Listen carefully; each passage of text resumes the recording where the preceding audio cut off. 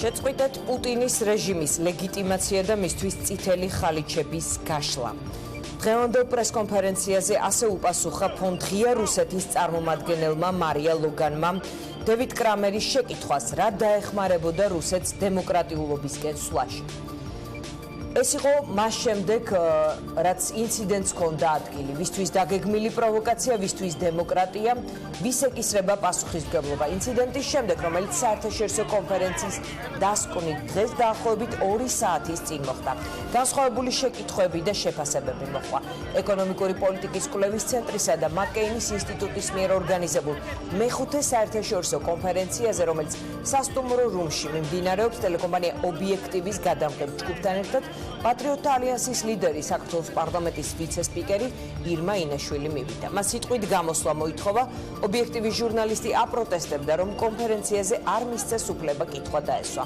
ამ ფონზე ფლორიდის საერთაშორისო უნივერსიტეტის მკვლევარი და სახელმწიფო მდივნის ყოფილი თანაშემწე დევიდ კრამერი პატრიოტთა ალიანსის ლიდერთან მივიდა. ის ინაშვილს და ჟურნალისტებს მოუწოდებდა აქტიურად შენობიდან გასულიყვნენ. მოთხოვნა გააპროტესტა ინაშვილმა, შელაპარაკება მასსა და დევიდ კრამერს შორის. ორენოვანი შელაპარაკება მოხდა.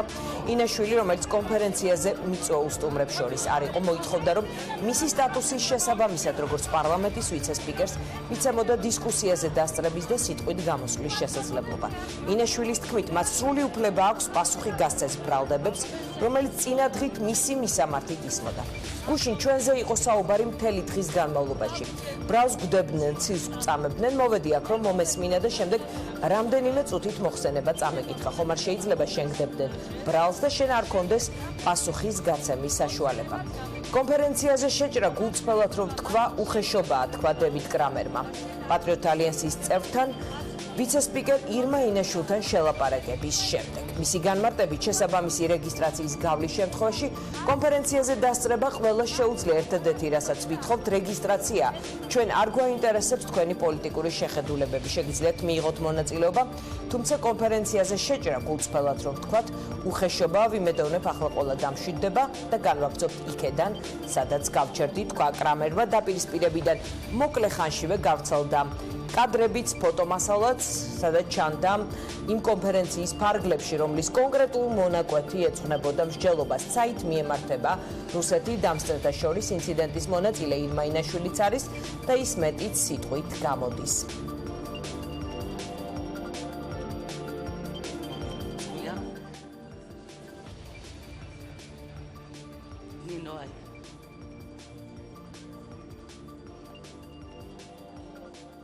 მოგესალმებით, მე ვარ პარლამენტის წევრი, ვიცე-სპიკერი ირმა ინაშვილი. That's in reverse, okay. Too much stress for me, sorry. So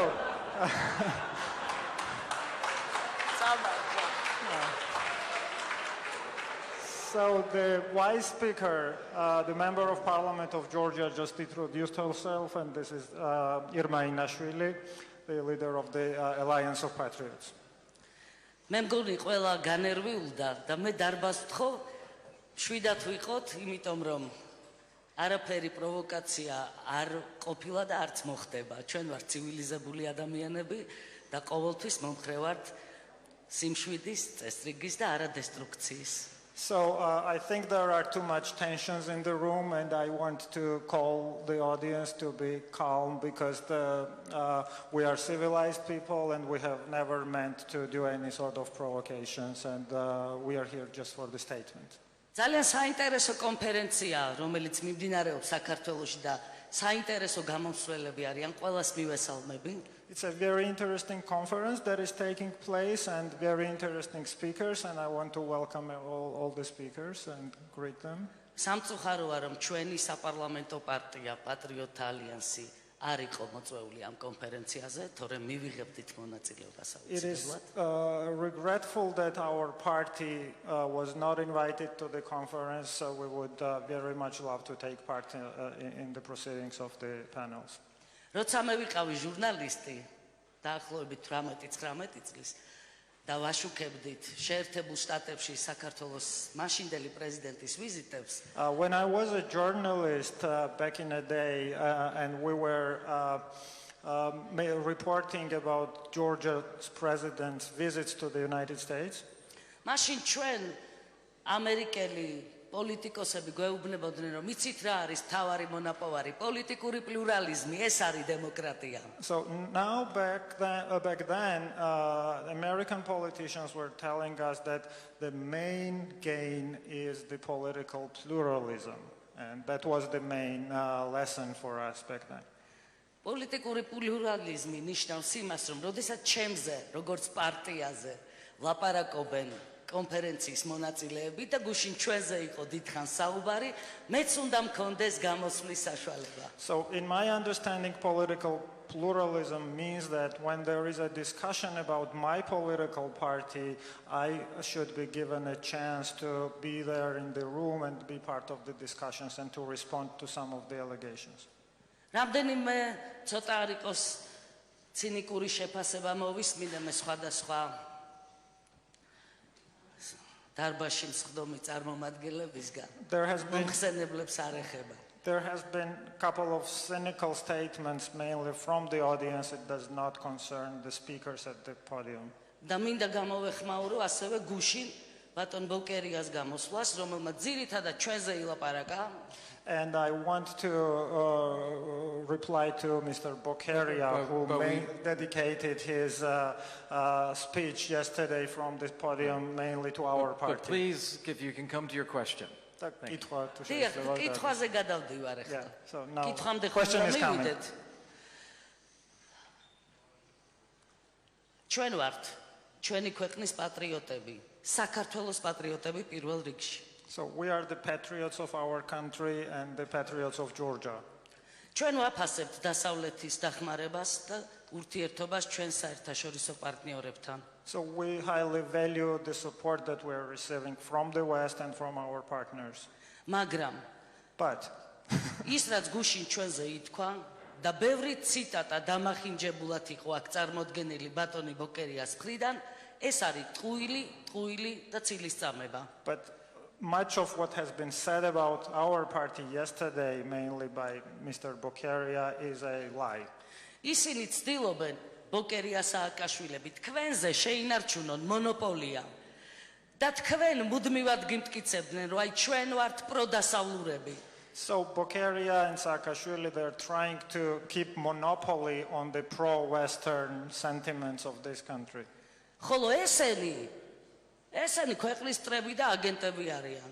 ესენი ვინ არიან? ჩვენ ანუ ქართველი ხალხი. And we are the enemies of the country according to their narrative. დასავლურობა მათ როგორ ესმით იცით? როგორც ადამიანთა წამება, რასაც აკეთებდნენ. So being pro-Western in their understanding is the torture of people, what they have been doing in the past. მიტინგების დარბევა, The crackdown of the demonstrations. ბიზნესმენებისთვის ქონების წართმევა, რასაც აკეთებდა სააკაშვილი და ბოკერია. Pressure on businesses and taking away the property. არჩევნების გაყალბება, Rigging the elections. ქვეყნის ტერიტორიების 22%-ის ჩაბარება მოწინააღმდეგისთვის. Giving away 22% of the Georgian territories to the enemy. ადამიანთა წამება, მკვლელობა, აქციების დარბევა. ეს დასავლური ღირებულებებია? აი ჩემი შეკითხვა ეს არის პირველი. So my question is, all of the above mentioned can be considered as the pro-Western values? მე ზუსტად ვიცი, რომ ეს არ არის დასავლური ღირებულებები. I know that they're not. ეს არის ბოლშევიზმი და ფაშიზმი. I know that it's a Bolshevism and fascism. ჩვენ ვართ, ჩვენ საქართველოს პატრიოტები, ნამდვილად ქართული პარტია და დასავლური აზროვნების პარტია. So we are the real Georgian, pro-Georgian party with the Georgian values. ამიტომ იცოდეთ, როცა ბოკერიები და სააკაშვილები და მათი ექსპერტები ჩვენზე საუბრობენ, ყველაფერი ტყუილია. So please be aware that when Bokeria, Saakashvili and their allies are talking to you about us, all of the what they have to say. ანუ ჩემი პირველი შეკითხვა არის თუ არა დასავლური ღირებულებები და დასავლური აზროვნება ადამიანების წამება და მე გაგახსენებთ სულხან მოლაშვილის წამების ფაქტს თუ არ იცით მოგიყვებიან შემდეგ ეს არის თუ არა და მეორე ძალიან საინტერესო თეზისები ითქვა გუშინ აქ და ხაზგასმული იყო რომ აუცილებელია პირდაპირი დიალოგი რუსეთთან, მაგრამ ეს გადაწყვეტილება უნდა მიიღოს საქართველოს მთავრობამ. So, first question is the torture of the people and the specific case of Khuxaშვილი was brought up, if this can be considered as the pro-Western value. And the second question was ბოდიში რუსეთზე როგორ თქვით თუ შეიძლება თავი. პირდაპირი დიალოგი რუსეთთან აუცილებელია ბატონიტების. ეს კითხვაა მათ, ანუ. And the second point is if the direct dialogue with Russia is indeed necessary at this point. Thank you very much. არ დამთავრებია ვამთავრებ ორ წამში. No, please, One more please. point. We have many people here. არა ვასრულებ მეორე შეკითხვას. ბატონო კრამერ, თქვენმე ბოდიში უნდა მომიხადოთ. თქვენმე ბოდიში უნდა მომიხადოთ. One more ბოდიში question and უნდა we're მომიხადოთ. wrapping up. იმიტომ რომ თქვენ გადააბიჯეთ და შეურაცხყოფა მიაყენეთ საქართველოს კონსტიტუციას და საქართველოს პარლამენტის წევრს. ბოდიში მომიხადეთ. და მეორე შეკითხვა. საუბარია საქართველოს ტერიტორიული მთლიანობის აღდგენის სხვადასხვა კონცეფციაზე. So there are a lot of talks about several concepts of restoring Georgia's territorial integrity. რა კონცეფციას გვთავაზობთ თქვენ, რომ ეს იყოს დანაკარგების გარეშე, ამან არ გამოიწვიოს ახალი ტერიტორიების დაკარგვა ჩვენთვის და ეს მოხდეს მშვიდობიანად. კონკრეტულად რა კონცეფციას So გვთავაზობთ what თქვენ is your მადლობთ. specific concept about Georgia joining NATO without losing any territories and without any losses to the sovereignty and territorial integrity? So, thank you. All right. Okay. Shota, can you summarize that question so I understand what it is? The last one. Yeah, well. Yeah. Just summarize it, if you would.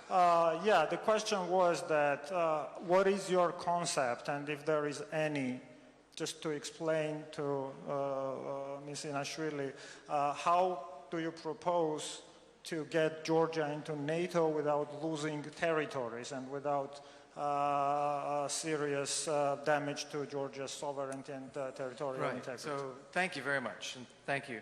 And it's important, I believe, that everyone have an opportunity to express a view, everyone have the opportunity to ask a question.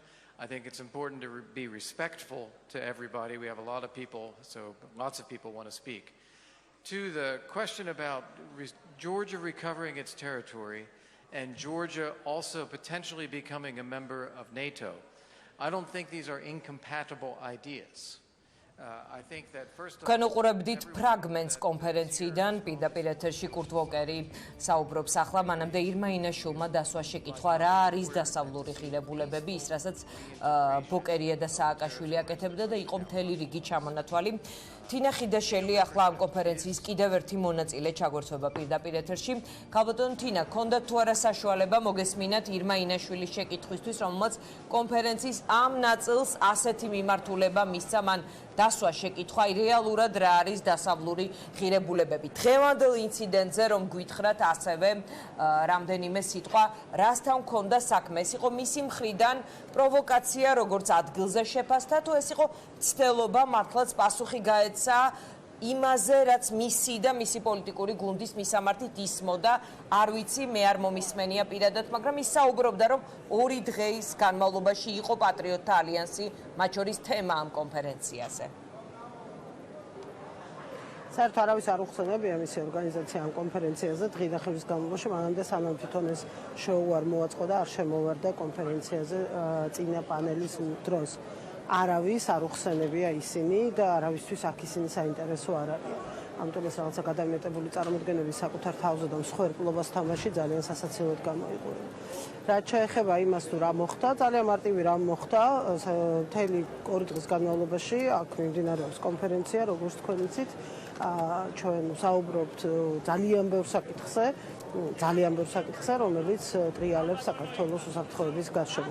დღეს მაგალითად დილით იყო დისკუსია თურქეთის თაობაზე, როგორც საქართველოს ერთ-ერთი მეზობელი ქვეყნის განვითარებული მოვლენების მისი როლის უსაფრთხოების სეგმენტში.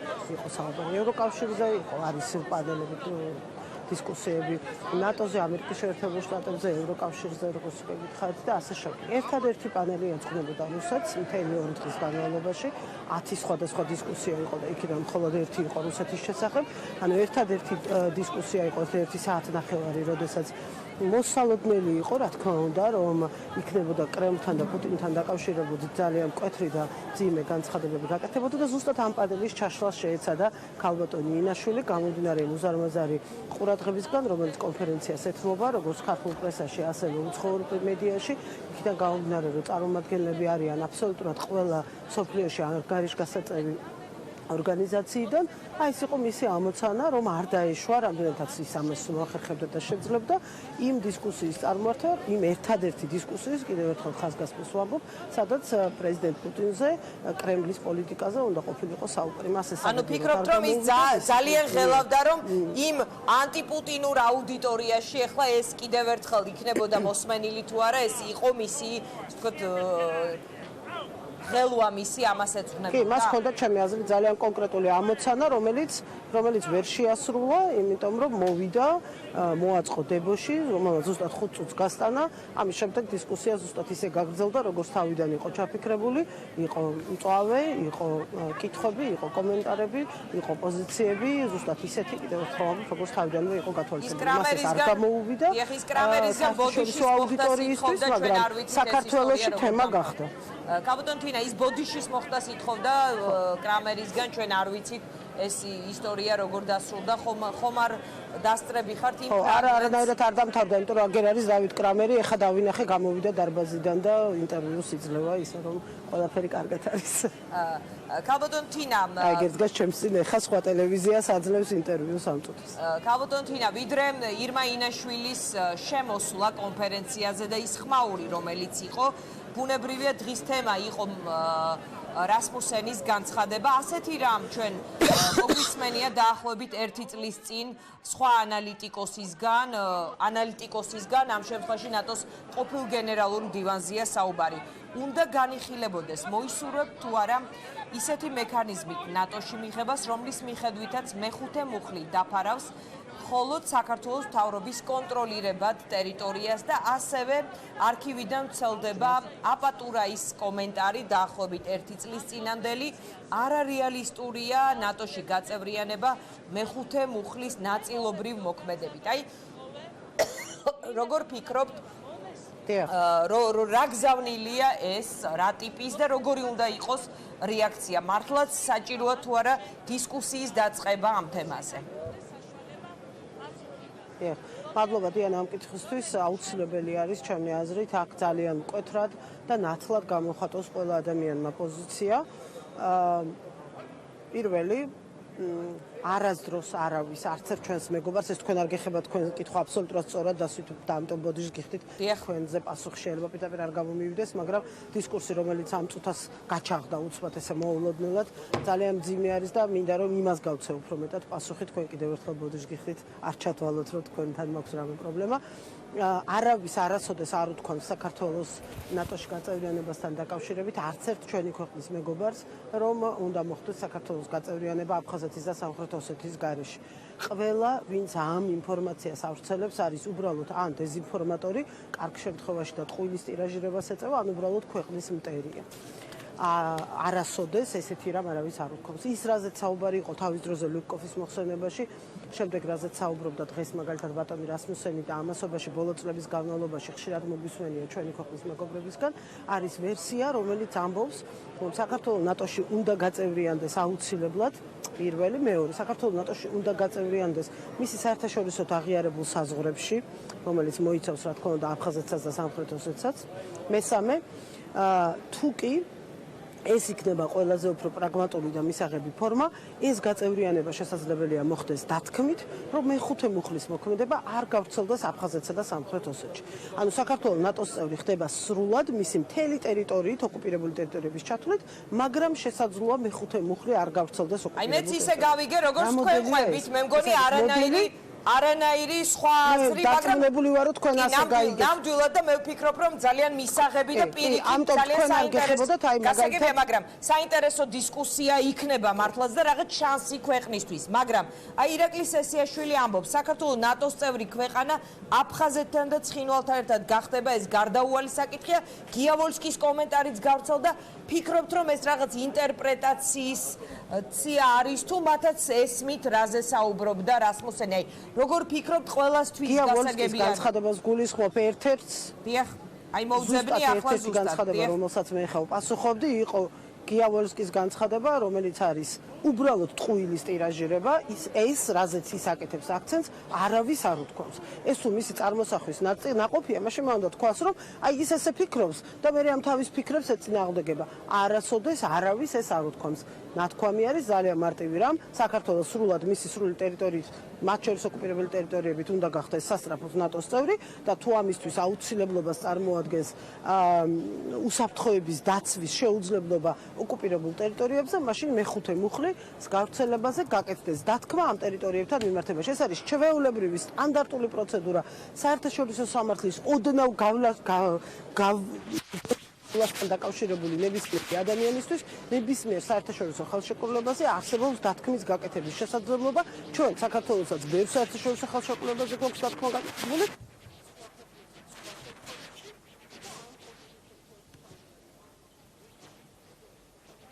გაბატონ თინა, უნდა დაგემშვიდობოთ, ხმა მოდის ხარვეზით. კი. თინა ხიდაშელს ვემშვიდობებით. მადლობა ამ შესაძლებლობაში. პრობლემა გვაქვს ხმასთან დაკავშირებით, ამიტომ გადავალ შემდეგ სტუმართან. მადლობა თინა ხიდაშელს, პაატა გაფრინდაშვილი არის ჩვენი შემდეგი სტუმარი. მე მას მივესალმები. საექსპერტო წრის მოსაზრებას გამოვისმენთ კიდევ ერთხელ. პირველ რიგში იმ ინციდენტზე მინდა მაინც კითხოთ, რასმუსენის განცხადება იყო ბუნებრივია დღის თემა, ვიდრე ირმა ინაშვილი გამოჩნდებოდა კონფერენციაზე. თქვენ რას მიაწერთ ამ ინციდენტს და ბოლოს ჩვენ უსმენდით მის გამოსვლას, რა არის დასავლური ღირებულება, ადამიანის წამება, ბიზნესის მიტაცება, 9 წლის ჩამონათვალი გააკეთა, თქო წარსულიდან, როცა ის სააკაშვილო ბოკერიაზე საუბრობდა, არის თუ არა ეს დასავლური ღირებულება, ასევე კრამერისგან ბოდიში თხოვდა და მაყურებელმა ვეღარ ნახა უკვე რა მოხდა შემდეგ, შეგიძლიათ თუ არა მის გამოსვლას რა გაგრძელება ჰქონდა, ძალიან მცირედად ვთქვით ინფორმაციაც რომ მოგვაწოდოთ. კიდევ ერთხელ მოგესალმებით, მაყურებელს მივესალმები, რაც შეეხება ნატოს ყოფილი გენდივნის განცხადებას, ეს დღის თემა არ არის, ეს უნდა იყოს, მე მესმის რასაც გულისხმობთ, მაგრამ ეს უნდა იყოს ჩვენი დისკუსიის საგანი, იმიტომ რომ ეს არის ცივილიზებული სამყარო, ცივილიზებული წარმომადგენელი და ჩვენს მოგვიწოდებს, რომ ცივილიზებული დისკუსია გქონდეს ქვეყნისათვის სტრატეგიული მნიშვნელობის ამოცანასთან დაკავშირებით, რაც საქართველოს ნატოში გაწევრიანებას გულისხმობს. ეს დისკუსია ადრე თუ გვიან უნდა დაიწყოს ცივილიზებული გზით საქართველოში. და სხვა შორის ეს დისკუსია უნდა იყოს როგორც მთავრობაში, ასევე ექსპერტულ წრეებში, ასევე პარლამენტში რასაკვირველია და რასაკვირველი ასევე უსაფრთხოების საბჭოში, რომლის ხდომაც რამდენადაც მოგეხსენება ჯერ საერთოდ არ გამართულა. რაც შეეხება ამ კონკრეტული პარტიის თავმჯდომარესთან დაკავშირებულ დღეს შექმნილ აჟიოტაჟს, სწორად გამიგებთ ალბათ, მე კი შემიძლია დარბაზში ვიყავი და მოგიყვეთ რაღაც კონკრეტული მომენტები და ასპექტები მისი გამოსვლის, თუმცა ნამდვილად არ თქვამია რაღაც დიდი მოლფინო. არა, გამოსვლა მოვისმინეთ ჩვენ, უბრალოდ მეთქი რა გამოხმაურება მოყვა შემდეგ. გამოსვლა ჩვენ ვაჩვენეთ ეთერში. გამოხმაურება პანელისტებისადმი იყო გარკვეული კითხვების ნაწილი, ამის თქმა რა თქმა უნდა და მოყოლა შემიძლია. პანელში მონაწილეება დემფრიდი იყო, ასევე სხვები გახდათ, ლატვიის პარლამენტის წევრი გახდათ და სხვები, მათ ცივილიზებული პასუხი გასცეს დასმულ შეკითხვებს და რატომღაც პარტიის თავმჯდომარეს ამ კონკრეტული პროკრემლინური პარტიის თავმჯდომარეს ეგონა, რომ იმგვარი ტიპის მწვავე კითხვებს დასვავდა, რომ აი მთელი მსოფლიო მერე მასე ილაპარაკებდა. ეს არის ჩვეულებრივი მოვლენა, ადამიანი იღებს მონაწილეობას კონფერენციაში და ხანდახან მწვავე კითხვას დასვამ, ხანდახან დისკუსიაში მიიღებ მონაწილეობას, ამაში განსაკუთრებული არაფერია, საკმაოდ შვიდად ჩაიარა პასუხების ნაწილმა და რა ვიცი, ხა კრება დარჩა მხიარული, ეს რა თქმა უნდა. ბატონ პაატა, მე მაქვს ეს კითხვა თქვენთან, დავუბრუნდეთ რასმუსენის განცხადებას. თქვენი აზრით ეს იყო 1 წლის წინ დაახლოებით Heritage Foundation-ის მკვლევარის პოზიცია. შემდეგ ამაზე როცა კომენტარები კეთდებოდა, ლუკკოფის კომენტარები კეთდებოდა, მე მახსოვს ასევე რასმუსენის სტატიას გახდათ იმავე თემაზე. კი ბატონო, მე მახსოვს მაგალითად გიგაბოკერიას კომენტარი, რომ აი ჩვენ დროსაც იყო რაღაც ასეთი საუბრები. თქვენი აზრით ეს არის თუ არა შანსი, რომ აქტიურად გაგრძელდეს ამაზე საუბარი და არ მიეცეს ესეთი ინტერპრეტაციები, რომ ტერიტორიები და საზღვრებით უნდა მოხდეს გაერთიანება და რომ სხვა არ განიხილება, აი ხელისუფლების წარმომადგენლების ამდაგვარი კომენტარები შემოგხვდა. ყველა რელევანტურ ფორმატში უნდა მოხდეს საკითხის განხილვა. თქვენ ახლა ბოკერიას განცხადება ახსენეთ, რომ ადრეც იყო ამგვარი საუბრები, რა საკურველია იქნებოდა ამგვარი საუბრები, რატომ? იმიტომ რომ დღეს თუ ყურადღებით მოვისმინეთ რასმუსენის განცხადებას და ასევე თუ ყურადღებით გავეცნობით Heritage Foundation-ის კვლევარის ლუკოფის კვლევებს ამ თემაზე, იქ ცალსახად არის ნათქვამი, რომ ეს ამ შემოთავაზებაში ასე ვთქვათ, ახალი არაფერი, ახალი ის გახლავთ უბრალოდ, რომ საქართველოსთან დაკავშირებით ამჯერად საუბარი, თორე ის ეფუძნება პრეცედენტებს და ეს პრეცედენტებია როგორც გერმანიასთან დაკავშირებით, ასევე თურქეთ საბრძოლოებთან დაკავშირებით, ასევე საფრანგეთთან და დიდ ბრიტანეთთან დაკავშირებითაც კი. ხო, აქ იგულისხმება გარკვეული პერიოდის მანძილზე, როდესაც კონკრეტული მუხლის მოქმედება არ ვრცელდება ამ თუ იმ ტერიტორიაზე. ჩვენ შემთხვევაში ეს ოკუპირებული ტერიტორიებია, გერმანიის შემთხვევაში ესეც ოკუპირებული ტერიტორია იყო მაშინდელი საბჭოთა კავშირის მიერ, აღმოსავლეთ გერმანიის, ეგრეთ წოდებული DDR-ის და რასაც ხელი არ შეუშლია, ეს მარტივი საკითხი არ იყო, ბუნებრივია და არავინ არ უნდა გააუბრალოს ეს საკითხი. არამედ მაშინ გერმანიის ფედერაციულმა რესპუბლიკამ მოახერხა შესულიყო ნატოში, თუმცა არც ამას შეუშლია ხელი, პირიქით ხელი შეუწყო ქვეყნის საბოლოო გაერთიანებას, რაც საბოლოოდ ჯამში დაგვირგვინდა სწორედ გერმანიის გაერთიანება და საბჭოთა კავშირის დაშლით. ხო? ანალოგიურ შემოთავაზებაზეა, მე შემოთავაზებაც არ მინდა ამას დავარქვა, შემოთავაზებაზე თუ გვინდა საუბარი, შემოთავაზება იმაში გახლავთ, რომ ხალხო დასხედით ცივილიზებულად ისაუბრეთ თქვენი ქვეყნისთვის ფუნდამენტური მნიშვნელობის სტრატეგიულ საკითხზე, რაღაც კრეატიული ნაბიჯები მოძებნეთ, მაგრამ ყველაზე მთავარი ის არის, რომ უნდა დასხდეთ და ისაუბროთ და სად უნდა ხდებოდეს? მე რელევანტურ ფორმატებზე დავიწყე ლაპარაკი, ხო?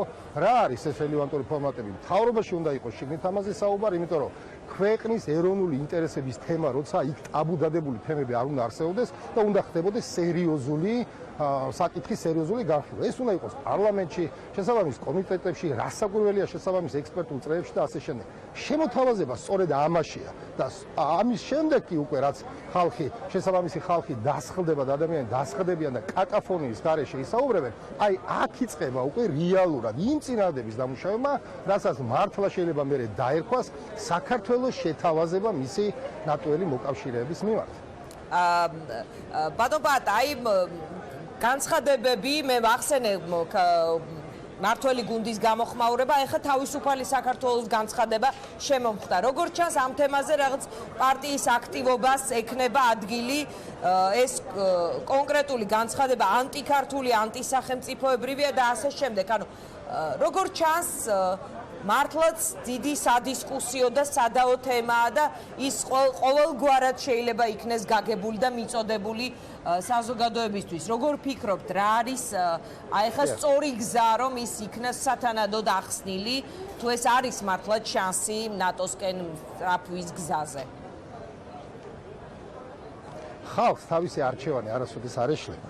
და თუ კი ტონის მიმცემი, ხო, უბრალოდ დისკუსიისათვის, რა თქმა უნდა, როდესაც საკითხი ეხება ქვეყნის ნატოში გაწევრიანებას, უპირველეს ყოვლისა ეს არის მთავრობის, უპირველეს ყოვლისა შემდეგ ეს არის პარლამენტის შესაბამისი რელევანტური ფორმატების. ეხლა მავანს თუ უნდა რომ რაღაც კაკაფონიით ეს გამოიყენოს სათავისოდ, საბოლოო ჯამში რა თქმა უნდა არ გამოუვა, მაგრამ შესაძლოა მიაღწიო დროებით იმას, რომ რაღაც საკითხი კვლავ ტაბუდადებული აღმოჩნდეს, ვიღაცა გამოცხადდეს მოღალატედ და რაღაც მსგავსი სისულელები. საქმე გახლავთ შემდეგში. საქართველოს გაცხადებული აქვს თავის სტრატეგიული სურვილი, რომ მას სურს ნატოში გაწევრიანება. 2008 წელს ნატომ განაცხადა, რომ საქართველო გაწევრიანდება და გახდება ნატოს წევრი.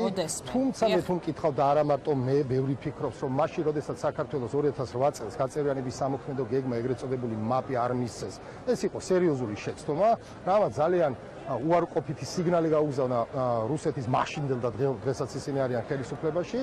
აპრილში იყო ბუქარესტის 2008 წლის სამიტი და შემდეგ უკვე მოხდა ის რაც მოხდა, ანუ რუსეთმა განახორციელა აგრესია და ოკუპაცია საქართველოს ტერიტორიების და სწორედ აი ესე უარყოფითად გაგებული გზავნილი იყო ერთგვარად და მაშინ რომ მომხდარიყო ის რომ საქართველოსთვის მიეცათ გაწევრიანების სამოქმედო გეგმა, შესაძლოა მեղრმათავარ დარწმუნებული რუსეთს მაინც ვერ გაებედა ის რაც მაშინ მან გაბედა, მაგრამ რაც შეეხება ამ კონკრეტულ შემოთავაზებას, ამ კონკრეტულ საკითხს, როდესაც საუბარია კონკრეტული მუხლის, მეხუთე მუხლის, კოლექტიური თავდაცვის მუხლის დროებით ფუნდამენტურია ეს ვიცოდეთ და ყველას ესმოდეს და სწორედ ამიტომ საჭირო ცივილიზებული დისკუსია რომ საკითხი კაფიოთ იქნას განმარტებული, ხო? ყველასათვის ვინც დაინტერესებულია, ალბათ თუ კარგად, რომ საკითხი ეხება დროებით ამ მუხლის კონკრეტულ ტერიტორიებთან მიმართებაში გამოყენების შეჩერებას, ხოლო დროებით რითაც არ ირღვევა არანაირი საერთაშორისო სამართლის პრინციპები, არანაირი საქართველოს საზღვრების ურღვეობა, არანაირი ტერიტორიული მთლიანობა არ გვაქვს. ერთ რამეში ვეთანხმები სულ ყველას, რომ საკითხი სერიოზულია, მაგრამ რას საკვირველია ნატოში გაწევრიანების საკითხია თავად სერიოზული და ეს არ გახლავთ რაღაც 1 და 2 დღის და რაღაც საკითხი ხო თვითონ საკითხია ძალიან სერიოზული, საკითხი ითხოვ ძალიან მნიშვნელოვან განხილვას, მნიშვნელოვან დისკუსიას, დალაგებას, მოფიქრებას, წყორი ნაბიჯების როგორც სტრატეგიული, ასევე ტაქტიკური, ამის შემდეგ უკვე სტრატეგიულ მოკავშირეებთან მუშაობას და საბოლოო მიზნის მიღწევას, რასაც საქართველოს ნატოში გაწევრიანება ჰქონდა. და რაც შეეხება დროებით ამ მუხლის არ გამოყენებას, ამის პრეცედენტები არსებობს, მეთქი უნდა გავიმეორო ამ საკითხზე სერიოზულად უნდა ვისაუბროთ და ბევრჯერ უნდა გავიმეოროთ, თუნდაც ერთი და იგივე, იმიტომ რომ სწორად მივცეთ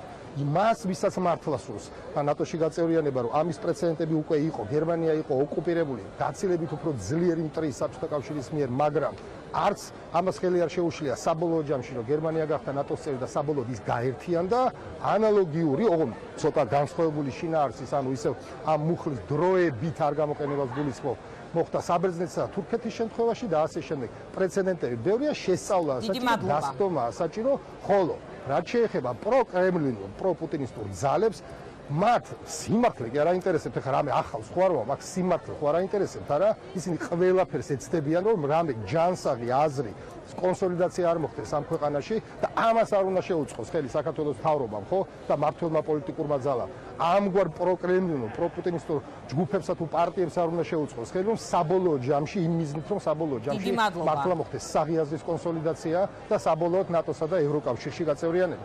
დიდი მადლობა, პაატა გაფრინდაშვილი პასუხობდა ჩვენ შეკითხვებს. რეკლამის შემდეგ ჩვენი სტუმარი გია ხუხაშვილი იქნება.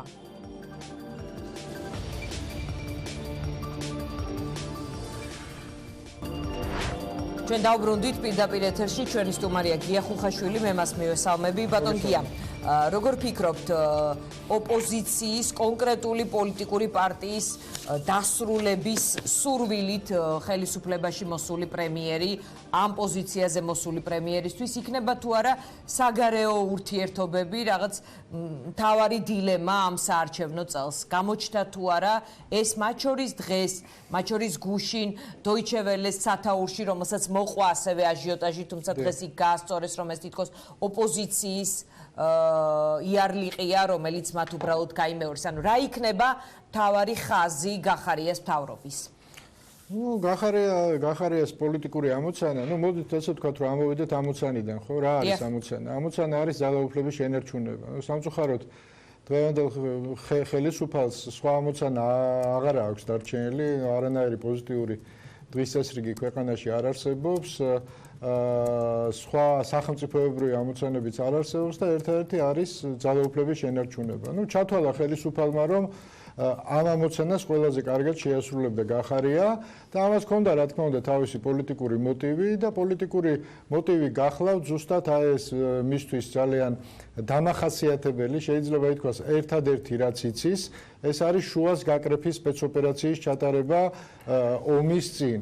ანუ ფაქტობრივად თავისი საკუთარი ძალების მაქსიმალურად მონოპოლიზება, კონსოლიდირება, საომრად მომზადება და რაც თავარია, ყველა თავისი ოპონენტი უნდა გადატენოს მოწინააღმდეგის ბანაკში და უნდა შექმნას ისეთი განცდა, რომ სამყაროში არსებობს მხოლოდ ორი ძალა, კეთილი ეს ვარ მე და ბოროტი ეს არის ნაციონალური მოძრაობა, სხვა ყველა არ არსებობს და თუ მაკრიტიკებს ისიც ნაციონალური მოძრაობაა.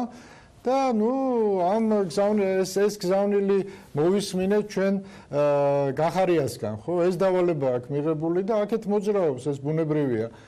ბუნებრივია, გარდა ამისა, ერთადერთი რითაც განსხვავდება ეს ციკლი გახლავთ ის, რომ თუ ადრე მთელ ამ სპეცოპერაციას დაუშვათ ბიძინა ივანიშვილი უძღვებოდა და შესაბამისად ანტიგმირით საზოგადოების მისი ოპონენტებისთვის ის ხდებოდა. ეხლა ის ცდილობს, რომ საერთოდ ამ დისტანცირება მოახდენოს ამ ყველაფრიდან და ანტიგმირის როლზე განამწესა ბატონი გახარია. მე არ მგონია, რომ ეს გამოუვიდეს და მაინც და მაინც ეფექტური იქნება, თუმცა ანუ ანტიგმირების დარჩება გახარიას შემთხვევაშიც უბრალოდ შეეხიდება გახარია მას ამ როლში? ხო, ცოტათი შეეხიდება, მაგრამ იმის ილუზია არ უნდა ქონდეს ივანიშვილს, რომ ეხლა მთელი ტალახი გახარიაზე წავა და ის გახდება ნამდვილი ანტიგმირი, ესე ვერ იქნება, ის გახდება ანტიგმირის, ესე რომ ვთქვათ, დუბლიორი და მეტი არაფერი, ხო? ბატონ გია, რეალურად თქვენი აზრით ვისი კაცია გახარია? საუბრები მისი ოპოზიციის მხრიდან მოსკოვის კაცობაზე რა დამადასტურებელი არსებობს? რითი შეიძლება ვიმსჯელოთ ამის შესახებ, იმიტომ რომ თორნიკე შარაშენძის ანალიზი წავიკითხე რამდენიმე წუთის წინ ჯემნიუსზე, იქ საუბრობდა, რომ აი რუსეთში უცხოვრია სხვებსაც, მათ შორის ოპოზიციაში, იქ განათლება მიუღიათ სხვებსაც, უმუშავიათ სხვებსაც და რაღაც მედასავლეთეები გახდნენ ცნობილი.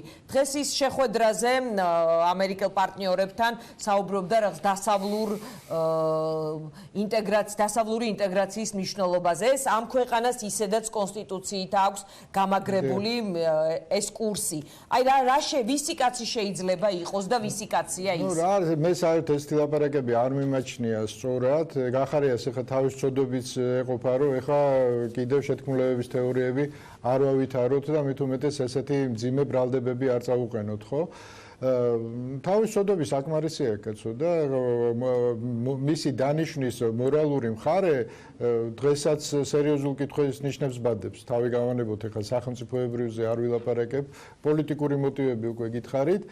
და აი ეს სტიგმირება ადამიანის მიმაჩნია, რომ არაკეთილ სინდისიერია და ავტორებს უნდა ესმოდეთ, რომ ეს უფრო უკუ რეაქციას იწვევს, ვიდრე დაუშვათ ვიღაცა ამას იჯერებს. რაც შეეხება შეფასებას, ჩვენ ქმედებებში უნდა შევაფასოთ. აი ქმედებებით, პოზიციონირებით, ვისი კაცია? ბიძინა ივანიშვილის კაცია, ვისი კაცია? ხო და სხვა კითხვა რო დასვათ, ბიძინა ივანიშვილი ვისი კაციაო, კიდე რაღაც აზრი ექნებოდა, თორე გახარიაზე ამ კითხვის დასმას რა აზრი აქვს, ისევე როგორც ღარიბაშვილზე და სხვებზე, ხო?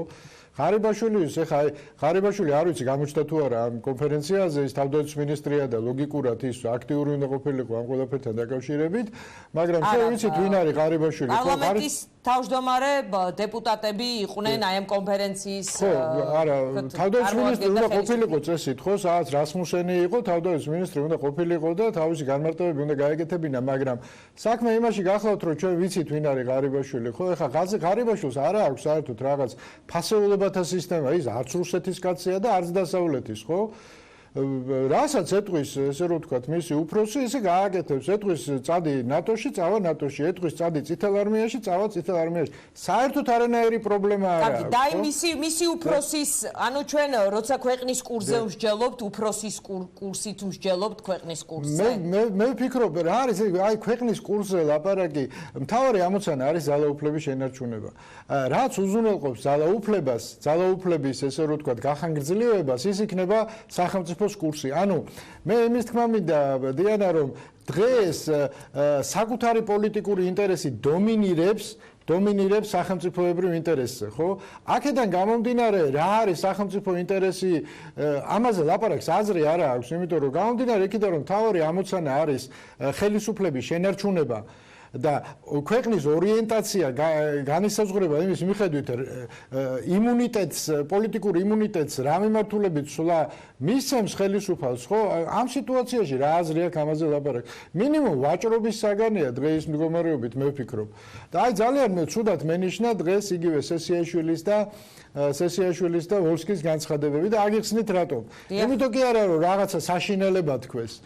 ხო, იმიტომ რომ განმარტებები არ გააკეთეს. აი ნახეთ რა ილაპარაკეთ, ჩვენ შევალთ იმასთან და ამასთან ერთად, ჩვენ შევალთ ნატოში და შევალთ აფხაზეთთან და იმის რა ქვია ვოლსკის რიტორიკა საერთოდ რუსული რბილი ძალის რიტორიკის აი იმ ნარატივში იჯდა აბსოლუტურად.